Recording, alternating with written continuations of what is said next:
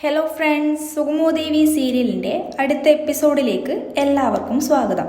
അങ്ങനെ നന്ദൻ പ്രകാശിനോട് പറയാണ്, എന്നെ ഇവിടെ നിന്നും ഒന്ന് ഇറക്കി വിട്.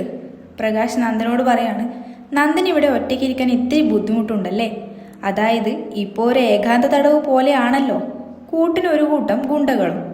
സാരമില്ല, പരിഹാരം ഉണ്ടാക്കാം. നമുക്ക് നന്ദന് പറ്റിയ ഒരു കൂട്ടനെ തന്നെ ഇങ്ങോട്ട് എത്തിക്കാം.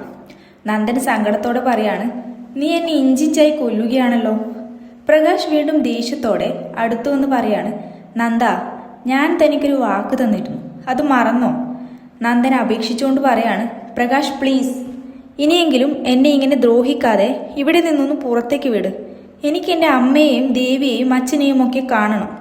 ഇത് കേട്ട പ്രകാശ് പറയാണ്, ഏയ് കാണാമെന്നേ, പക്ഷേ കുറച്ചുകൂടി ദിവസം നിങ്ങൾ എല്ലാവരും എൻ്റെ കൂടെ ഉണ്ടായാൽ മതിയാകും.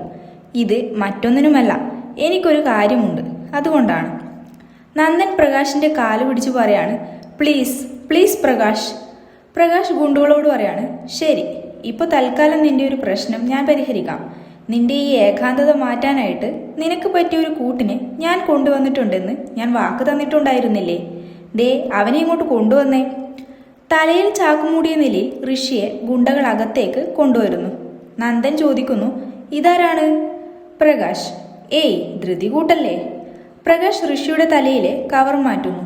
ഋഷിയെ ജീവനോടെ കണ്ട് നന്ദൻ ഞെട്ടുന്നു. നന്ദൻ രോഷത്തോടെയും അത്ഭുതത്തോടെയും പറയാണ്, എടാ ഋഷി, നീ മരിച്ചിട്ടില്ലേ? പ്രകാശ് നന്ദനോട് പറയാണ്, അതൊക്കെ ഒരു വലിയ കഥയാണ് നന്ദൻ, നിന്നെ ഇവരൊക്കെ കൂടി ചതിക്കുകയായിരുന്നു. ഇത് കേട്ട് നന്ദൻ ദേഷ്യത്തോടെ ഋഷിയുടെ നേർക്ക് തല്ലാൻ പാഞ്ഞെടുക്കുന്നു. പ്രകാശ് അവരെ പിടിച്ച് മാറ്റുന്നു. പ്രകാശ് അവസാനമായി രണ്ടുപേരോടുമായി പറയാണ്, എന്തായാലും ഇനി നിങ്ങൾ തമ്മിൽ വേണം ഫ്രണ്ട്സ് ആവാൻ. വഴക്കൊന്നും വേണ്ട. ഇനി നിങ്ങൾ രണ്ടുപേരെയും ഒരുമിച്ചായിരിക്കും ഇവിടെ കിടത്തുക എന്ന് പറഞ്ഞുകൊണ്ട് ഇന്നത്തെ എപ്പിസോഡ് ഇവിടെ അവസാനിക്കുകയാണ്. അടുത്ത എപ്പിസോഡിനായി എല്ലാവരും കാത്തിരിക്കുക.